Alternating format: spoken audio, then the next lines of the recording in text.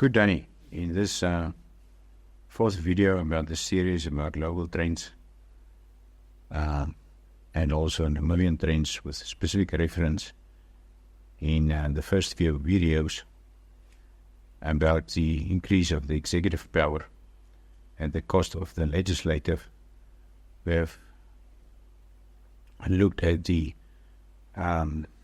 used a number of examples with reference to different institutions at a global level, the COVID-19, World Health Organization, World Economic Forum, and there are others as well that also need to be unpacked in a different series.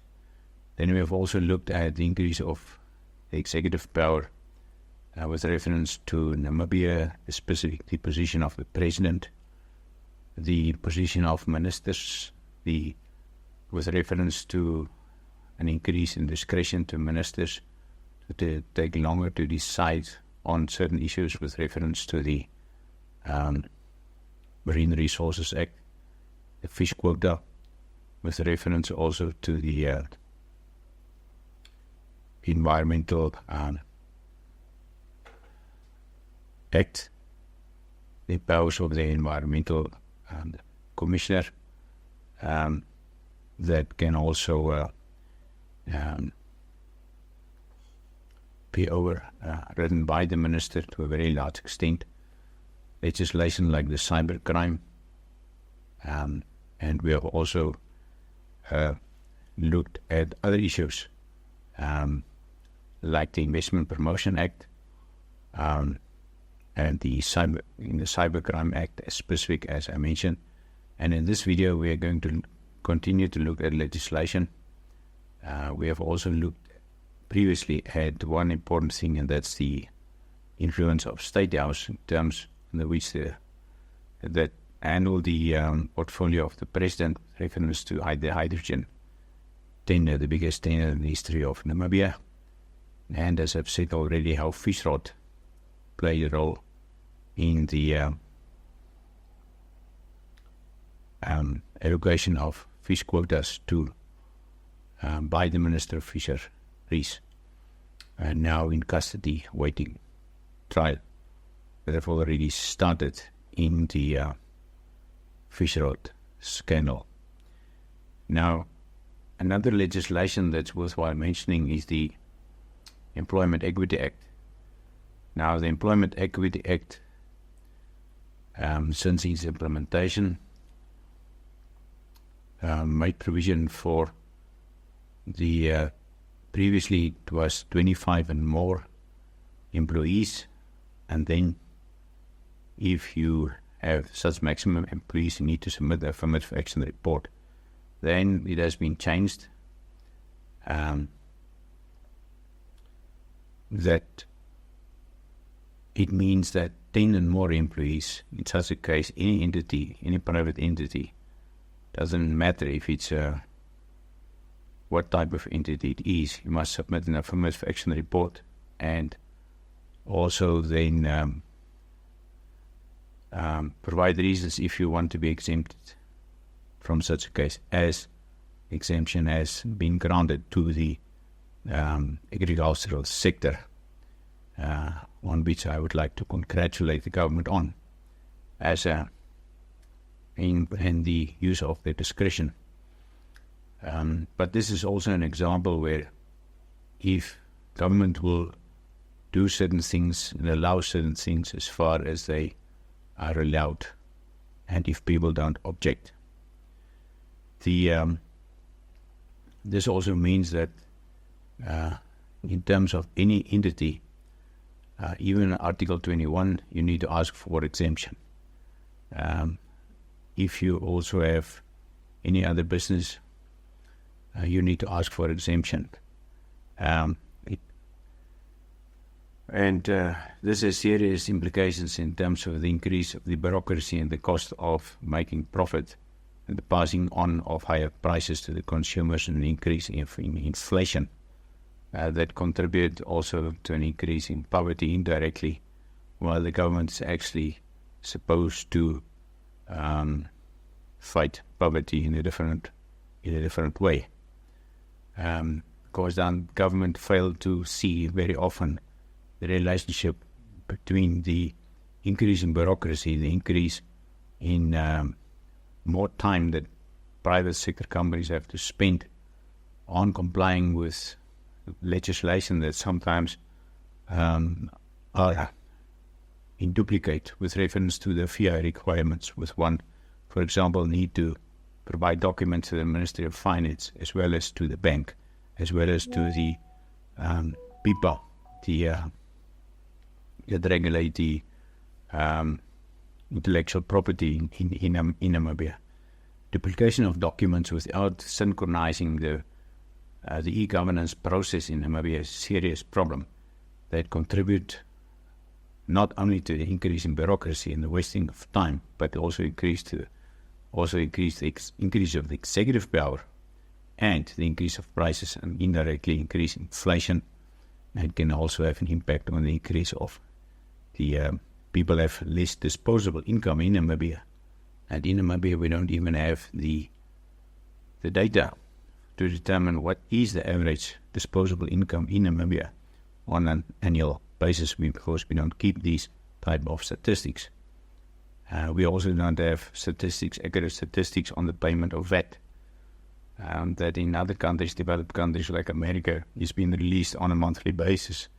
At the very beginning of a month, the previous VAT data has been released. So in the absence of these very important data, it's very difficult to plan and to hold government accountable and liable, which is the liability aspect is not even mentioned in Namibia. It's very rare, as we see it in the way that fiduciary duties and powers of board members are being held accountable for. And being liable is almost beyond reproach in Namibia. That is the culture. So in terms of back to the Employment Equity Act, this act, in the Economic Policy Research Association, of which I'm one of the co-founders, together with Mr. Roland Brown and Mr. Eben de Klerk, and current board members, Mr. Gideon Chalongu and Ms. Jamie Smith, we released a report to the Employment Equity Commissioner to indicate that it will increase the type of bureaucracies that I've outlined already. And this also means that the government wants to create the impression, or one can have the perception that government wants to create the impression that even if that he or is the employer of people, because it would have meant that in the agricultural sector that is now being exempted, and there are many other sectors that's not been exempted yet, if they will be exempted at all is a big question. Means that if you want to fill a vacancy, you cannot just fill a vacancy by employing a secretary overnight. Now you have to inform the government about the vacancy. The government will advertise the position, receive the different applications, and then decide who is the most appropriate to fill this position based on affirmative action and black empowerment, and not based on merit or the urgency of filling the situation at all. So this means it will cause a deterioration of the productivity of the private sector, and the government wants to create the impression that he is now the big employer, as can be associated with a socialist and communist country, to put it to that extreme. So this is a serious trend where we're seeing creeping bureaucracy, increasing of executive power, and one can also, in terms of the bigger context of the legislation that I've canvassed so far, one can also have the perception that it's an increase of socialism, because an increasing government, where the lines between government and the state is completely diffused over time since independence, is already more leaning can lean more towards more a socialistic orientated state than a capitalistic orientated state. But that is also a discussion for another day. I just want to mention that SWAPO already activated some years ago a clause in their manifest that Namibia, it activated its socialistic clause. So it's a very pertinent thing that has been activated deliberately. And we can see it also in their relationship with China, with Venezuela, with 150 different agreements signed, agreements with Cuba, and different activities of North Korea previously in Namibia with the building of the State House and other buildings, all the different major construction tenders lately been received and over the years to the Chinese company. So it's very clear that the government are more and more lean towards the socialistic association of countries and states, even like Zimbabwe, and also other countries in Africa. Now, the another legislation that contribute to this perception of increased bureaucracy at the expense of merit-based, as well in the process and at the expense of the legislative and the judiciary, which the trust in the judiciary has been examined or monitored by the Afrobarometer survey and achieved an ever lowest interest of trust in the judiciary power or the judiciary function of the state, and that applies across the board, mostly to all organs of the state, whether people have received less or people have less trust in government associations. Now, and this one that I want to talk about is the NEP and NEF, the new equitable economic empowerment framework that was created some years ago, and then after that but accompanied by the new equitable economic empowerment bill, in which APRA have released 2 reports in a period of 2 years, 2 very lengthy reports to indicate the implications of NEP at that time.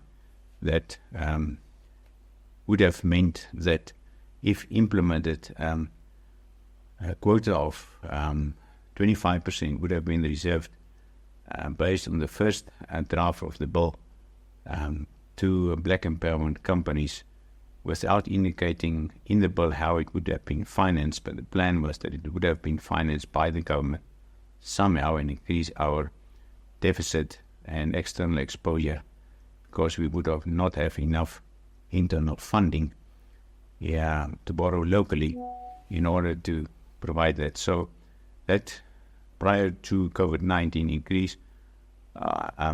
increase the amount of people also that I supposedly don't have the records, but I decided to, if that bill would have been introduced, it would have been also meant that it would have been they would have rather stopped their businesses altogether.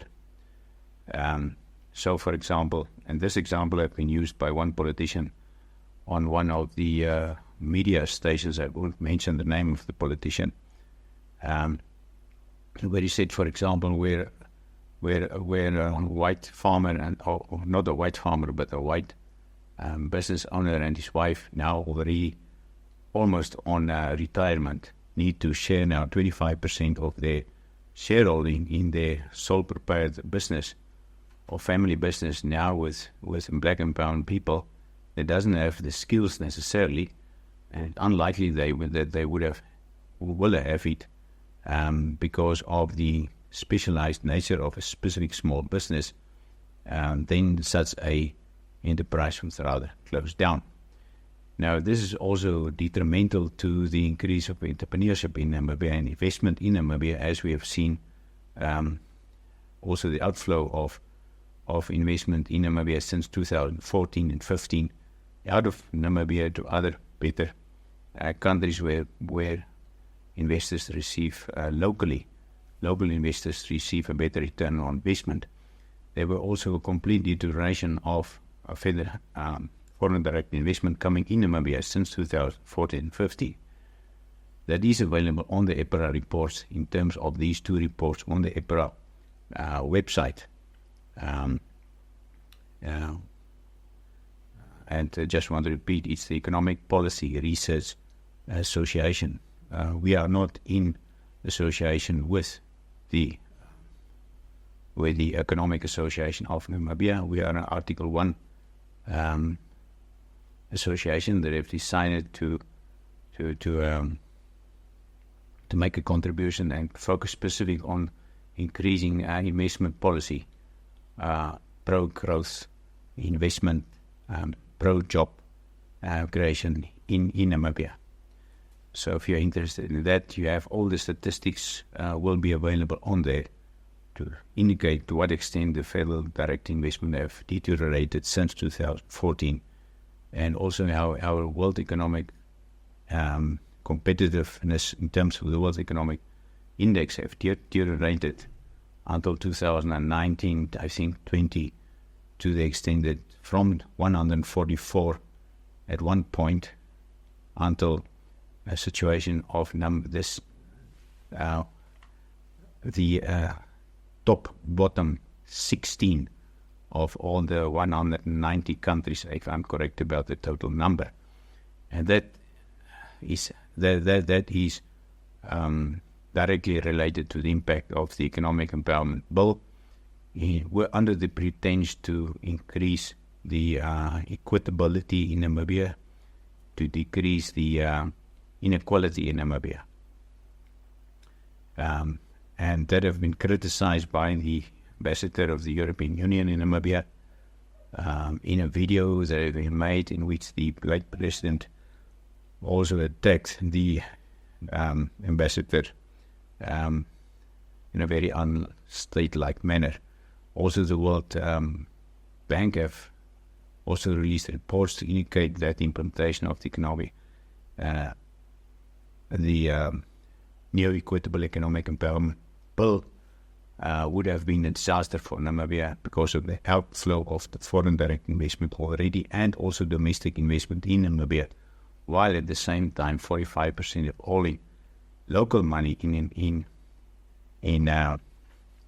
insurance and in banks, and also then pension funds, according to Regulation 28, must be invested in Namibia.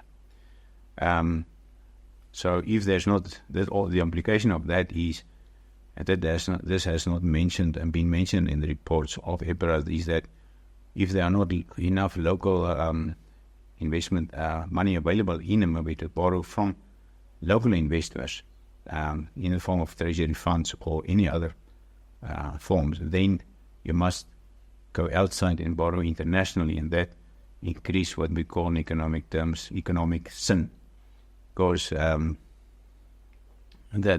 is the term that's been used. If you don't have enough money domestically to borrow, then you have to borrow it foreignly, and then you expose yourself to foreign external shocks, like things like COVID-19, for example, and also some external shocks like a depreciation of the dollar, for example. So this is an indication that my apology. This is an indication that luckily the government have also listened to the private sector, and also the reports of the EPRA, the World Bank, the opposition received from the European Union ambassador in Namibia, as well as from other local people in Namibia. But what is concerning is that the black people in Namibia, the disadvantaged people, and also specific young people and people in business have not spoken up about it. This is quite a concern, because I think somehow people tend to think that somehow they can benefit without understanding the cost implications of such a what I would call bureaucratic socialistic move. But government has listened, and the black empowerment, the new equitable economic environment will have been stalled. But recently it came up again in the form of the new Minerals Act, that is in the process of finalization after, I think, 15 years plus in process of amendments. And in terms of the new Minerals Act, the government wants to gain shareholding of 50% of shares in all mines in Namibia without even paying for it. Now that is not just a bureaucratic move or increase of the executive power at the cost of the legislative and the cost of the private sector, but is also at the cost of people in Namibia, because what sign and what signal will it indicate to people outside in other countries to invest in Namibia, except for those mines that have already invested so much in Namibia, where it doesn't make sense for them to pull out now. So this is a serious concern. This is a socialistic move, very deliberately, that is far worse than the 25% of the new Employment Equity Act. And this act, the NEP Act, in the second version of it, 25% quota was removed.